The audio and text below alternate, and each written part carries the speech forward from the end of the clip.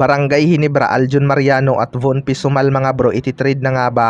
At Ginebra bagong player pinakilala na. Yan mga bro, pagkatapos mong i-like ang ating video, mag-subscribe na rin kung bago ka pa lang sa ating channel at i-click ang notification bell para lagi kang updated sa ating mga sports balita.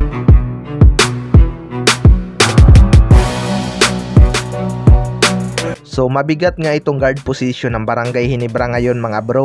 Maraming ang malalakas na guard kaya maraming bangko at isa itong si Von Pisumal. Hindi na nga ito gaanong nabibigyan ng playing time dahil sa kanyang inconsistent na shooting mga bro. Malaki nga ang naging expectation ng mga Ginebra fans sa kanya noong kinuha ito ng Barangay Ginebra dahil kilalang shooter nga ito. Noong una maiintindihan mo naman dahil nag-a-adjust pa ito matapos mabangko ng matagal sa SMB. Pero hanggang ngayon nga mga bro ay ganun pa rin pagdating sa Barangay Ginebra. Sunod naman ay itong si Aljun Mariano. Hindi nga ito kasama sa roster ng Barangay Ginebra ngayong Philippine Cup, pero nasa bench naman ito nakasuporta sa kanyang mga teammate. Hindi na rin ito nabibigyan ng playing time mga bro dahil mabigat din itong forward position ng Barangay Ginebra at undersized din itong si Aljun Mariano. May mga rumors nga na posibleng i-trade ng Barangay Ginebra ang dalawang ito upang makakuha ng player na po pwede nilang magamit. May value pa naman ang dalawang player na to mga bro. Playing time lang talaga ang kulang. Sa kabilang banda naman mga bro, Barangay Ginebra bagong player pinakilala na. Expected ngang magkakaroon ng bagong player itong Barangay Ginebra mga bro bago matapos ang conference na Philippine Cup upang idagdag sa kanilang firepower.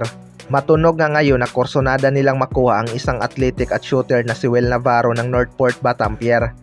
Kakabalik nga lang nitong si Well Navarro galing sa injury at maganda naman ang kanyang naipakita sa Northport Batampier. Noong pagka-draft pa lang nito mga bro, marami na ngang nag-iisip na Barangay Ginebra din ang posibleng babagsakan nito. Hindi na rin talaga bago sa ating lahat mga bro na suki ng trades ng Barangay Ginebra itong Northport Batampier. Katunayan parang Ginebra 2.0 na nga itong Northport Batampier dahil sa daming Ginebra player. Pero ang iba mga bro ay wala na ngang kontrata sa team at binitawan. Well, malaki talaga ang magiging impact nitong si Well Navarro sa Barangay Ginebra dahil may height nga ito at shooter pa sa labas ng shaded lane. Kapag natuloy ang trade rumors na ito at na-approve ni Kumi mga bro, panigurado maglalabasan na naman ang mga hitters ng Barangay Ginebra. Alam naman natin na maraming hitters itong Barangay Ginebra kapag may ginagawang trade.